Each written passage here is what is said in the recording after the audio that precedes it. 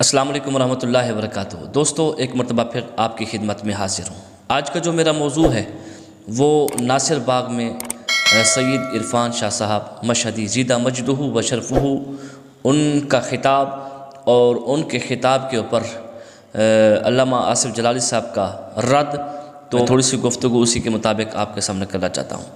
سب سے پہلی بات کہ کچھ عرصہ پہلے ناصر باغ میں ایک کانفرنس کے اندر خطاب کرتے ہوئے علامہ سید عرفان شاہ صاحب مشہدی زیدہ مجدہ و شرفہ آپ نے عمر فیض قادری صاحب کو جواب دیتے ہوئے ایک حدیث پاک پیش کی تھی۔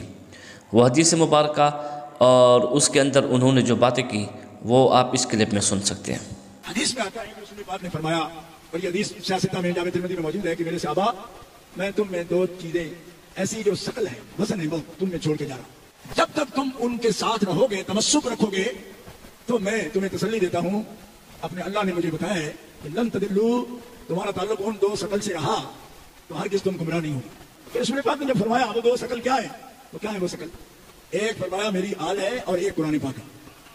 فرمایا قرآن پاک سے اور میری آل سے تمہارا تمسک رہا نا، تمہارے ہاتھوں میں دامن رہا ان کا، اور تم ان کے پیچھے چلے، ان کے احکام مانے، تو میں تمہیں تسلی دیتا ہوں کہ تم ہرگز گمراہ نہیں ہو۔ اچھا، آج کل لوگ ظلم پہ آئے ہوئے اور ڈٹے ہوئے، میں ان سے پوچھتا ہوں کہ آپ تو یہ سوچ رہے ہو کہ آل گمراہ ہو سکتی ہے، صحابہ نہیں ہو سکتے۔ میں نے کہا حضور نے یہ جو فی کم فرمایا کہ تم میں چھوڑ کر جا رہا ہوں، تو یہ کون تھے جن میں حضور چھوڑ کر گئے؟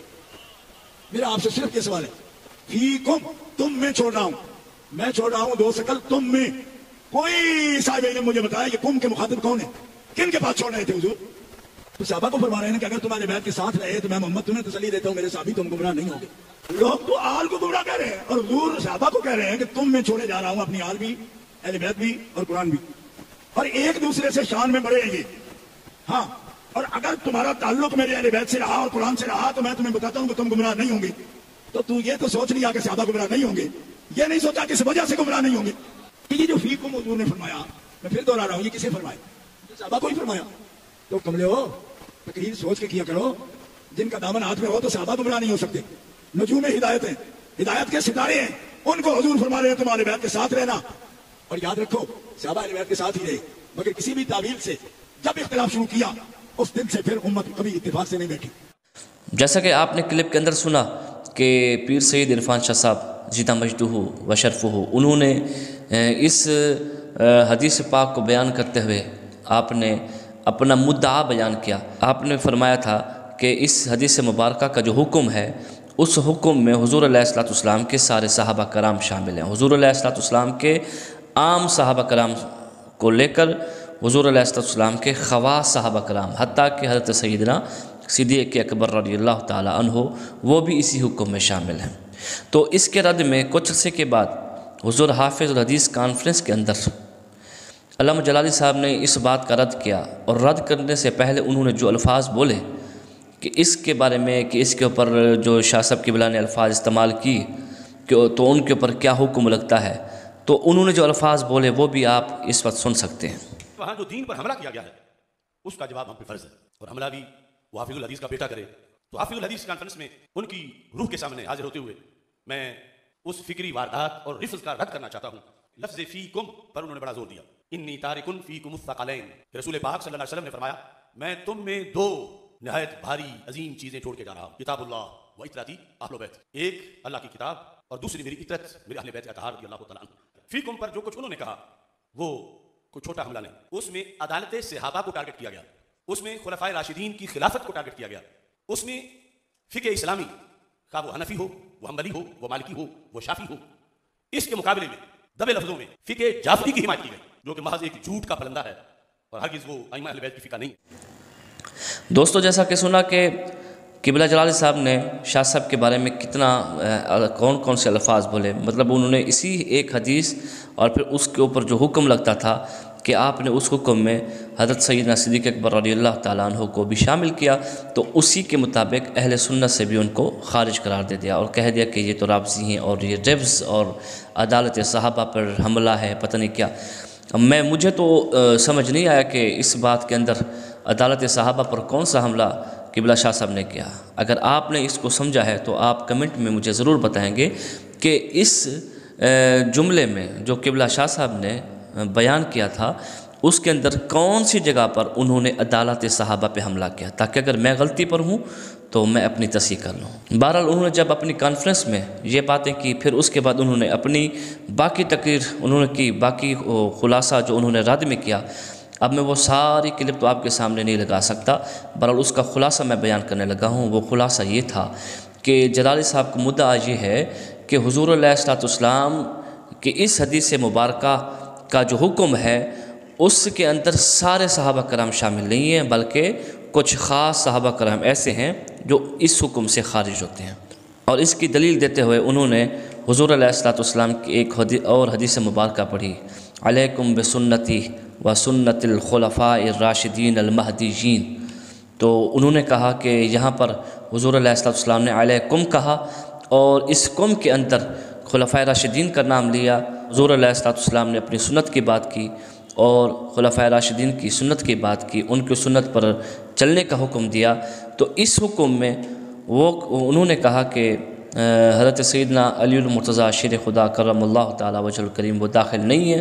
تو اسی طرح فی قوم کے اندر باقی صحابہ کرام تو داخل ہیں، حضرت سیدنا صدیق اکبر رضی اللہ تعالیٰ عنہ داخل نہیں ہیں۔ اس بات پر اجماع ہے کہ جو رسول پاک صلی اللہ علیہ وسلم نے الفاظ بولے وسنت الخلفاء الراشدین المہدیین، کہ وہ خلفاء جو ہدایت یافتہ ہیں، ہدایت دینے والے ہیں، اجماع ہے کہ یہاں مراد پہلے نمبر پہ حضرت صدیق اکبر رضی اللہ تعالیٰ عنہ، پھر حضرت فاروق اعظم رضی اللہ تعالیٰ عنہ، پھر حضرت عثمان غنی رضی اللہ تعالیٰ عنہ ہیں، پھر حضرت مولا علی رضی اللہ تعالیٰ عنہ ہیں۔ تو جنہیں اپنی ہدایت کے لیے روزانہ پوچھنا پڑے اہل بیت اطہار سے، ان کی سنت دوسروں کو کیسے نجات دلائے؟ تو دوستو اسی کے مطابق تھوڑی سی گفتگو آپ کے سامنے کرنی تھی۔ سب سے پہلی بات تو یہ ہے کہ فیکم اس حدیث کے اندر حضور علیہ الصلوۃ والسلام نے جو فرمایا کہ میں تم میں دو بھاری چیزیں چھوڑے جا رہا ہوں، ان میں ایک حضور نے فرمایا میری اطاعت، میری اہل بیت، میری آل ہے، اور دوسرا قرآن ہے۔ تو آپ نے فرمایا کہ ان کو مضبوطی کے ساتھ تھامنا ہے۔ تو سب سے پہلی بات تو یہ سمجھنا پڑے گا کہ اس حدیث مبارکہ کا حکم کیا ہے، اس کے اندر حکم کیا لاگو ہوتا ہے۔ جیسے علیکم بسنتی و سنت الخلفاء الراشدین المہدیین، اس کے اندر تو صاف پتہ چلتا ہے کہ حضور نے فرمایا کہ قیامت تک میرا جو بھی امتی ہوگا اگر وہ کامیاب ہونا چاہتا ہے، کامیابی کی سیڑھی اور کامیابی کا زینت طے کرنا چاہتا ہے، تو اسے میری سنت پر بھی عمل کرنا پڑے گا اور خلفاء راشدین کی سنت پر بھی عمل کرنا پڑے گا، ٹھیک ہے نا۔ تو پھر یہاں پر دیکھیں گے کہ فی قوم کے اندر جو حکم ہے وہ کون سا حکم تھا۔ تو احباب عزیز وقار، فی قوم کے اندر جو حکم ہے وہ ہے محبت اہل بیت، مودت اہل بیت کرام، جس کی دلیل خود قرآن پاک میں اللہ تبارک و تعالیٰ نے اپنے پیارے محبوب حضور علیہ الصلوۃ والسلام سے یہ بلوایا۔ آپ یہ اعلان فرما دیں، قل لا اسألکم علیہ اجرا الا المودۃ فی القربى، کہ میں قیامت تک کے لیے اپنے سارے غلاموں کو یہ پیغام دینا چاہتا ہوں کہ میرے تم پہ جتنا احسانات ہیں میں ان احسانات کے بدلے میں اور کچھ نہیں مانگتا، صرف اور صرف یہ مانگتا ہوں کہ تم میرے اہل بیت کرام سے محبت کا دم بھرنا ہے، تم نے ان سے محبت کرنی ہے۔ تو محبت خود اللہ کے رسول نے ہم سے مانگی ہے اور یہ رب کی مرضی سے مانگی ہے۔ اسی حدیث کے اندر بھی فیکم کے اندر جو حکم ہے وہ بھی یہی حکم تھا کہ دو چیزیں اللہ کے محبوب صلی اللہ علیہ وآلہ وسلم نے چھوڑی ہیں۔ فرمایا قیامت تک یہ دو چیزیں جو ان کو پکڑے گا وہ کامیاب ہوگا۔ وہ کون سی ہے؟ وہ قرآن اور حضور کی اطاعت آل ہے۔ اب صاف ظاہر ہے کہ قرآن کو پکڑنے کا مطلب یہ ہے کہ قرآن کو پڑھنا، قرآن کو سمجھنا اور قرآن پہ عمل کرنا، اور اہل بیت کا مطلب یہ ہے کہ اہل بیت کرام سے محبت کرنا۔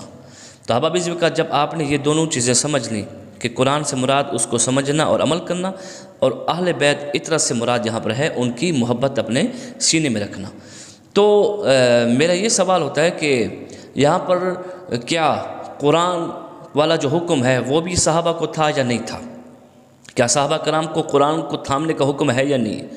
اگر اس حدیث مبارکہ کی روح سے کچھ صحابہ کرام اہل بیت کی محبت سے نعوذ باللہ من ذالک، جیسا کہ ان کا دعویٰ ہے، اگر خارج ہوتے ہیں تو پھر قرآن کے اوپر عمل کرنا بھی ان کے اوپر لازم نہ رہا، کیونکہ یہ دو چیزیں آپ نے اکٹھی بیان کی ہیں۔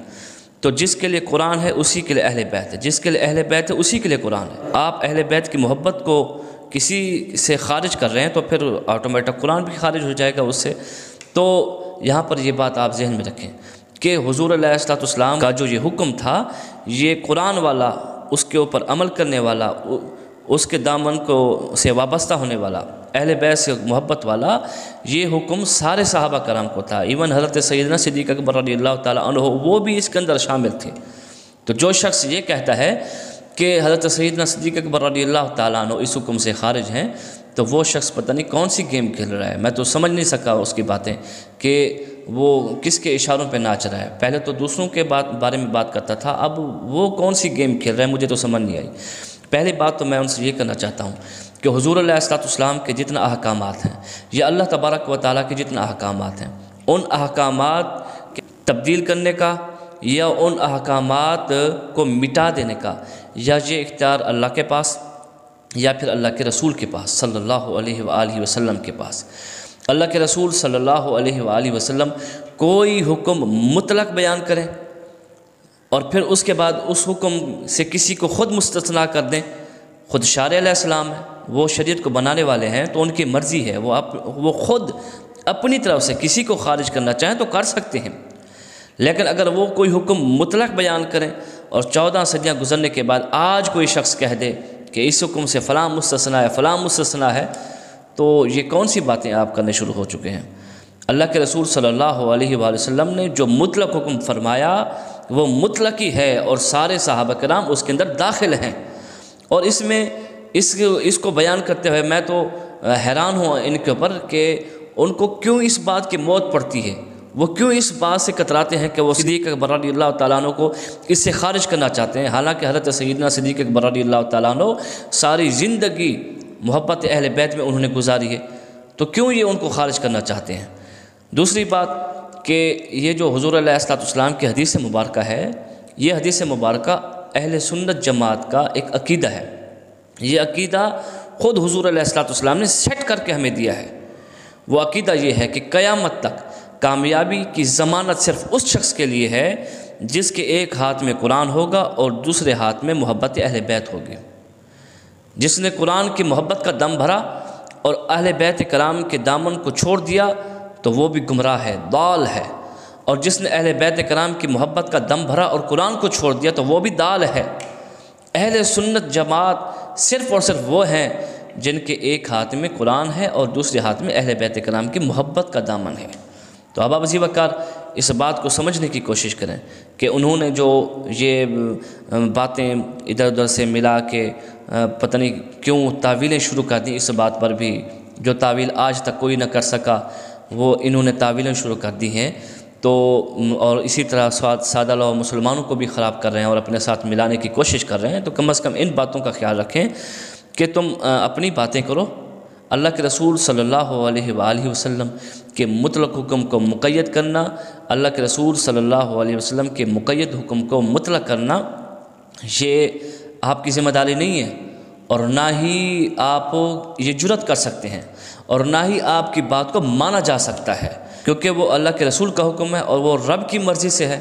اللہ جانے، اللہ کا رسول جانے، جب انہوں نے یہ حکم مطلق فرمایا اور سامنے موجود صحابہ کو فرمایا، سارے صحابہ کرام کو اس کے اندر داخل فرمایا، اور قیامت تک حضور کے سارے امتی اس کے اندر داخل ہیں، تو کوئی بھی شخص اس حکم سے کسی کو مستثنا نہیں کر سکتا۔ آخری بات وہ یہ کہ جو انہوں نے دلیل کے طور پر پیش کی، علیکم بسنتی و سنت الخلفاء الراشدین المہدیین، اور انہوں نے کہا کہ اس حکم سے حضرت مولا علی خارج ہوتے ہیں، تو حضرت مولا علی کے خارج ہونے کی وجہ وہ نہیں ہے کہ یہاں پر حکم جو ہے نا وہ بھی مقید ہو رہا ہے یا مطلق ہو رہا ہے، نہیں، وہ اس لیے آپ خارج ہیں کہ وہ خود ہیں خلفائے راشدین سے۔ حضور نے فرمایا نا کہ قیامت تک تم میں سے وہی کامیاب ہو سکتا ہے جو میری سنت پہ چلے اور میرے خلفائے راشدین کی سنت پر چلے۔ حضرت مولا علی کرم اللہ تعالی وجہ الکریم کو خارج کرنے کی تو ضرورت ہی نہیں ہے۔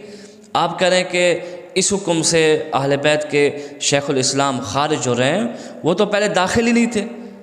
حضور نے فرمایا جو میری سنت پہ چلے اور میرے خلفاء کی سنت پر چلے، اور حضور علیہ السلام کے خلفاء میں حضرت مولا علی کرم اللہ تعالی وجہ الکریم داخل ہیں، تو حضور علیہ السلام کا یہ فرمان تھا کہ قیامت تک تم لوگ وہ کامیاب تم میں سے ہو سکتا ہے جو حضور کی سنت پہ بھی چلے، حضرت ابوبکر صدیق کی سنت پر، حضرت عمر کی سنت پر، حضرت عثمان غنی کی سنت پر، حضرت مولا علی کرم اللہ تعالی وجہ الکریم کی سنت پر، حضرت مولا حسن کی سنت پر۔